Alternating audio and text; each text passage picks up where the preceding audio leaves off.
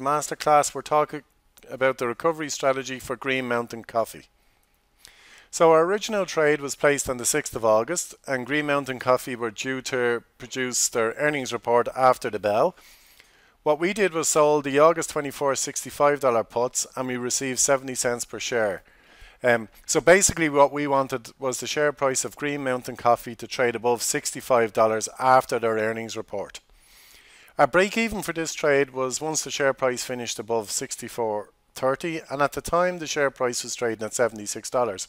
So we gave ourselves plenty of leeway for this trade to go wrong, and we also had a really high probability of success, which was 85%. But as you can see from the next slide, the earnings report was pretty poor. The company missed their forward-looking guidance as well, and they focused in on poor execution on the launch of the new product, which is a competitor of SodaStream for producing cold beverages at home. They're pricing their machine at $300, and the market doesn't believe they're going to sell it at that price when you consider SodaStream are selling theirs for $85. The existing sales of the coffee pods are also falling for their core products, so this kind of spooked the markets a little bit. On the plus side, I suppose, the company did announce a $1 billion share buyback, and that's the equivalent of the company reducing the shares outstanding by an eighth, which is positive for shareholders.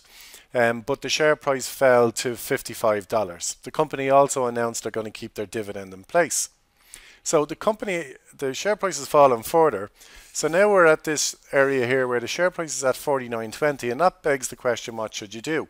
Well, we've done our analysis here, and we believe now that the new target price for the shares are 57.50. So you could do one of two things. You could just wait now for the share price to recover to 57.50, or you could take action which will reduce your loss in this scenario.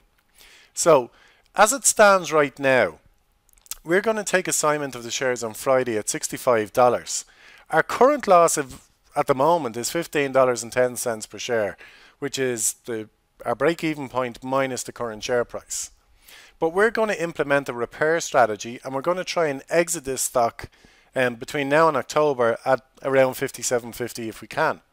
So the repair strategy, if it does work out, will result on us reducing our loss down to $2.34 per share, which is a loss I would take right now. I would take your hand off if we could get that right now. So we're going to implement this. We really do believe this is a realistic target, but it may or may not happen within the next 2 months. The great news is that the repair strategy we're about to show you is not going to cost you a hell of a lot to place. So it's really a no-brainer to place the trade. So the next step, assuming that we own the shares of Green Mountain Coffee, which we will, we're going to take assignment of them on Friday at $65. We're going to buy the equivalent amount in call options. So we're going to buy the 52.50 call options. The current price is $2.10 at the time of doing this presentation, and that's for the October 16th expiry.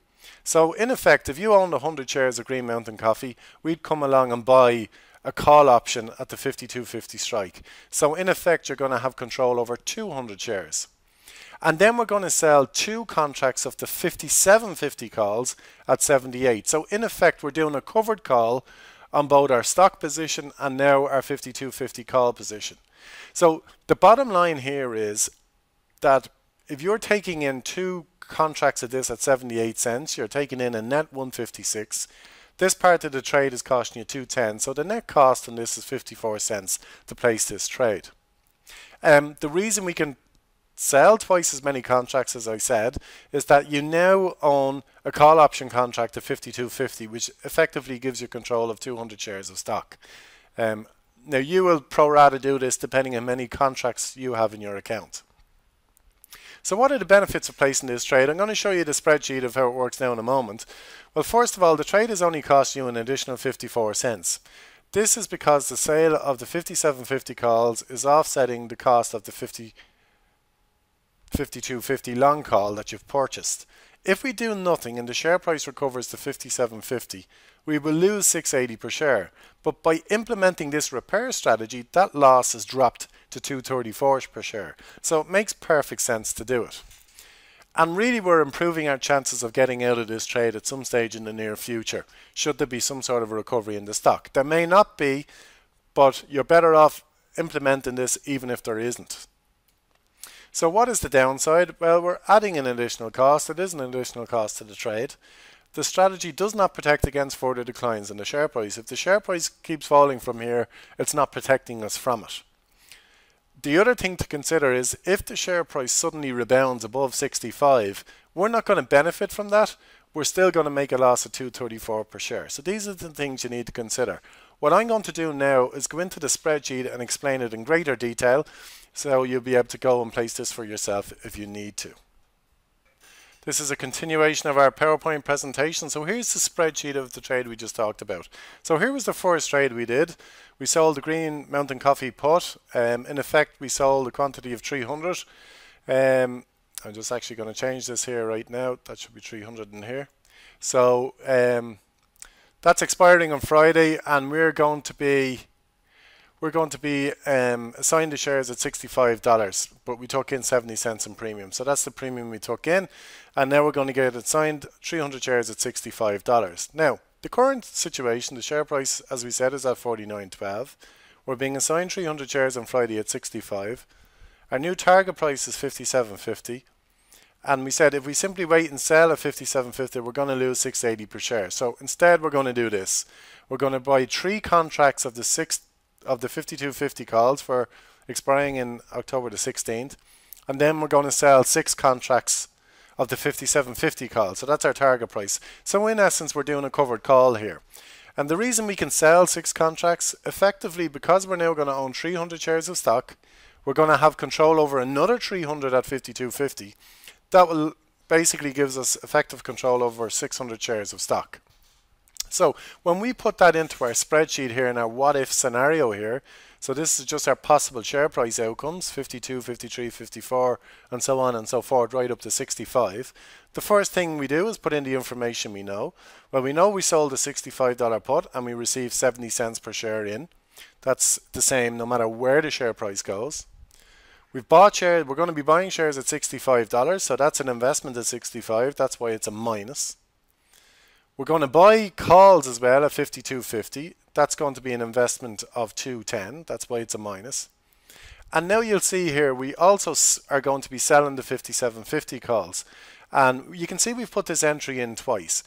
The reason is we're selling calls on our share position, and we're also selling calls on our long stock position. Or sorry, on our long call position. So that's effectively we're putting in 2 sets of calls here. And we know that we're taking in 78 cents per share in premium. And now we have to work out the value of our calls. We're now assuming now it's the 16th of October. The share price, for example, here is at $52. What does that mean for us in terms of the value of the 52.50 calls? Well, there's no real value in those 52.50 calls if the share price is at 52. If the share price is at 53, there's 50 cents of value in that call option. At 54, it's 150. At 55, it's 250, and so on and so forth. Now, the reason that is, if you don't understand the pricing, you need to go back to the options training. But this is just the real value or the intrinsic value of the option at the expiry date if the share price hits one of these target prices here. Now, we also have sold calls at the 57.50 strike, and there's no value in them right up to 57.50. But when we get to 58, there's 50 cents of value in the call option. Now, this is not an asset for us, it's something we sold, so it's a negative for us. That's why it's minus 50. At 59, it's minus 150. At 60, it's minus 250. And again, we enter that in twice because effectively we sold calls on our stock position, and we've also sold calls on our long 52.50 position. So there's value, there's 2 sets of value in there. Now when we add all of that up, you can see here the different profit and loss scenarios on a per share basis. So you can see here if the share price does recover to 58, for example, we're going to lose 234 per share. And you'll see here no matter what happens above that, it could rise up to 100, we'll still lose 234. And the reason for that is we've sold the 57.50 calls. We've basically limited our upside potential here, but we've greatly reduced our risk. If we, as I said earlier on, if we do nothing and the shares hit 57.50, we're going to lose 680 per share. In this way, we're only losing 234 per share. And at this point in time, that's a trade I'd be happy to walk away from.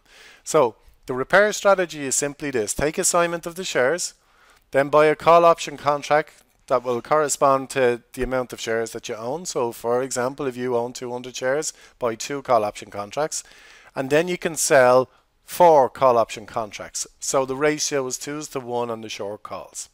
Okay, this is Stephen here from Share Navigator, showing you how we're going to repair Green Mountain Coffee